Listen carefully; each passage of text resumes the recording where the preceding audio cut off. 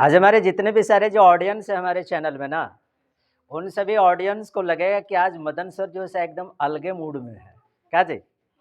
Madan sir एकदम आज अलगे मूड में है, समझ रहे हैं? तो मूड में तो है आज भैया, होली तुरते तुरते एकदम समाप्त हुआ है। क्या मूड में तो है, इसमें तो कोई शक नहीं है, मूड में तो है। देखो मूड में इसलिए भी है, और ये भी लोग कहेंगे कि मदन सर आज बड़ी समझदारी वाली बात कर रहे हैं। तो सुन लो यार, इस दुनिया में समझदारी से दो ही लोग बात करते हैं। इस दुनिया में समझदारी से दो ही लोग बात करते हैं। पहला वो जिसकी उम्र बहुत अधिक हो, और दूसरा वे समझदारी से बात करते हैं जो कम उम्र में हालात को झेला हो। भाई दो ही लोग समझदारी से बात कर सकता है, समझ रहे जी? इसलिए मदन सर आज बिल्कुल एकदम अलग मूड में है, समझ गए? और मैं उन सभी ऑडियंस को मैं ये भी कहना चाहता हूं कि तेरी और मेरी तालीम में बहुत अंतर है। आज मैं समझदारी से इसलिए बात कर रहा हूं कि तेरी और मेरी तालीम में बहुत अंतर है। तुमने उस्तादों से सीखा है, लेकिन हम हालातों से सीखे हैं। इसलिए आज मैं समझदारी से बात कर रहा हूं, हालातों से सीखा हूं। बहरहाल जो भी हो, आप लोगों ने पिछले हफ्ते जो टेस्ट जो दिया था, वो टेस्ट की कॉपी आप सबों को अभी दी जाएगी। और मैं आप सबों को मैं बता देता हूं, मेरा जो इतना दिन का जो प्रयास जो रहा है आप लोगों के अंदर पढ़ाई की भूख जगाने की। क्या आपके अंदर पढ़ाई की भूख जगे, आपके अंदर पढ़ाई में रुचि जगे, आपको पढ़ाई हल्का लगे। इस टेस्ट से सचमुच में 80% विद्यार्थियों ने यह साबित किया है कि मेरी बात का असर उन सभी विद्यार्थियों के ऊपर हुआ है। इस टेस्ट से साबित आप लोगों ने किया है।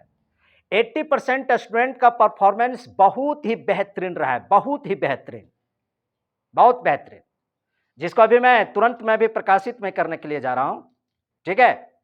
इसलिए एक शिक्षक का कार्य सिर्फ विषय वस्तु को बढ़िया तरीके से एक्सप्लेन कर देना ही नहीं होता है, बल्कि उसका दूसरा कर्तव्य भी होता है कि विद्यार्थियों के अंदर पढ़ाई की जुनून, पढ़ाई की भूख जगा दे,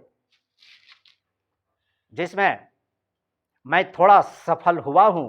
और आप लोगों के अंदर पढ़ाई की भूख निश्चित रूप से जगी है।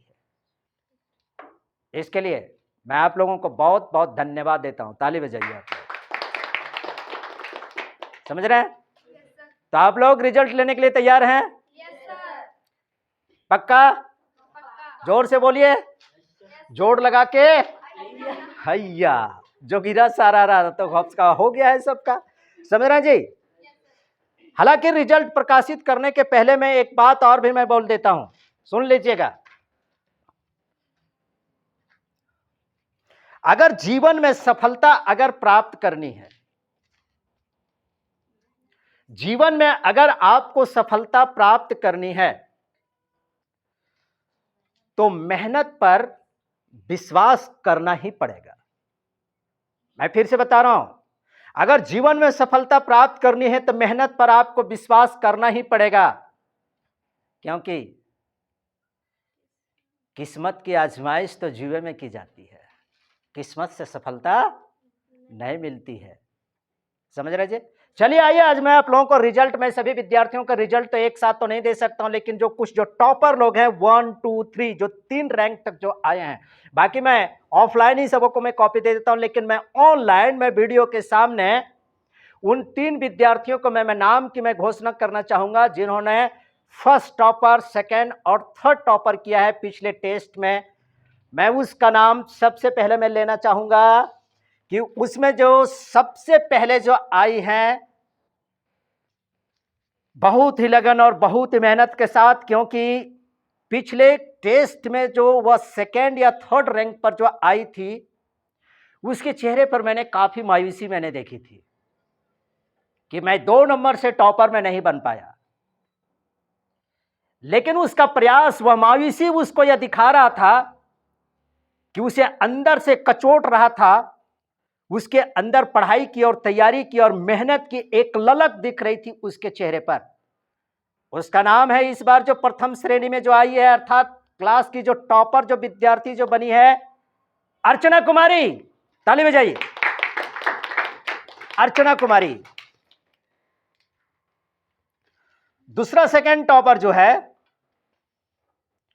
जो पिछले बार टॉपर बनी थी, समिता कुमारी। और तीसरे रैंक में जो आई है, जो पिछले टेस्ट में काफी पीछे रह गई थी, लेकिन उन्होंने मेहनत के बदौलत अपने रैंक में काफी बेहतरीन सुधार की है, वह है संजना कुमारी। संजना कुमारी। बाकी ऑफलाइन में मैं आप लोगों को वीडियो दूंगा।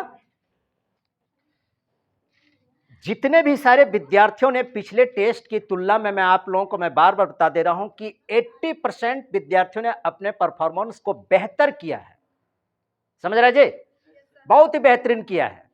इसलिए मैं पुनः आप लोगों के लिए रामधारी सी दिनकर की एक कविता को मैं आप सबको समर्पित करना चाहता हूं, क्योंकि एमएस एजुकेशन सेंटर के विद्यार्थियों ने कुछ ऐसा कर दिखाया है कि 2-4% को छोड़ करके बाकी जितने भी सारे जो विद्यार्थी हैं, उन सबों के अंदर पढ़ाई की भूख जगी है, मुझे ऐसा विश्वास है। और उन सभी विद्यार्थियों के लिए मैं रामधारी सी दिनकर की एक कविता को मैं प्रस्तुत करना चाहता हूं, जो कि मैंने बोर्ड में लिख दिया है। क्या है? कौन विधन ऐसा जग में, दोहराइए मेरे साथ, है कौन विधन ऐसा जग में, टिक सके मानव के मग में,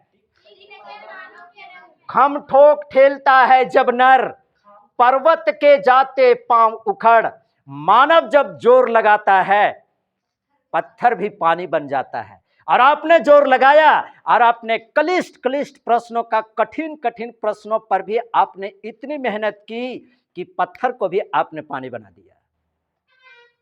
समझ रहे हैं? इसलिए मेहनत कीजिए, लेकिन सिर्फ मेहनत करने से सफलता आपको नहीं मिल जाएगी। सही दिशा में मेहनत करनी पड़ेगी आपको। सही दिशा में मेहनत, समझ रहे जी? सही दिशा में मेहनत करनी पड़ेगी। मेरा कहने का मतलब, मैं एक छोटा सा मैं आपको मैं उदाहरण बताता हूं। एक छोटा सा मैं उदाहरण मैं आपको बता दे रहा हूं। मान लेते हैं ये तिलैया, आप यहां पर हो, ठीक है? आप यहां पर हो, देखो इधर, आप यहां पर हो, इधर जाता है गिरिडीह, है ना जी? गिरिडीह, एक सड़क इधर है, एक सड़क इधर है, एक सड़क इधर है, यहां पर तिलैया। क्या? तिलैया। आपको जाना है तिलैया। आप हो इस स्थान पर, बल्हारा स्थान पर। देखिए, सही मेहनत की दिशा की मैं बता रहा हूं, समझो। इधर है, इधर यहां पर आप हो और इस जगह पर हो और आपको जाना है तिलैया। तो आपका सही डायरेक्शन क्या होगा? आप तिलैया जाने के लिए आप यहां से गिरिडीह भी जा सकते हैं, गिरिडीह से फिर इधर आप बगोदर आइएगा, बगोदर से फिर इधर सरिया आइएगा, सरिया से फिर आप तिलैया जा सकते हैं। काहे को भैया इतना घूरेगा? एनर्जी खपत हुआ कि नहीं हुआ? तुम्हारा सही मेहनत कि हमको इस डायरेक्शन में जाना है, तो सीधा एनर्जी भी बचेगी, संसाधन भी बचेंगे, समय भी बचेगा। ये हुआ सही डायरेक्शन। अर्थात आप मेहनत करो, लेकिन सही डायरेक्शंस में मेहनत करो, सही दिशा में मेहनत करो।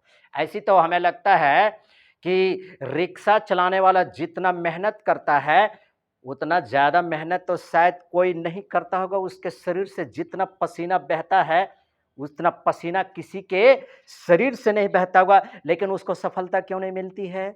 उसे सफलता इसलिए नहीं मिलती है क्योंकि उसका मेहनत एक सही दिशा में नहीं होता है। क्या? उसका मेहनत सही दिशा में नहीं होता है। समझ रहे जी? चलिए, आप लोगों के परफॉर्मेंस में काफी खुश हुआ। बहुत बहुत धन्यवाद आपको। अगला टेस्ट के लिए मैं अगले बार की अनाउंसमेंट में करूंगा। आज मैं अपनी बात को यहीं समाप्त करता हूं। चलिए।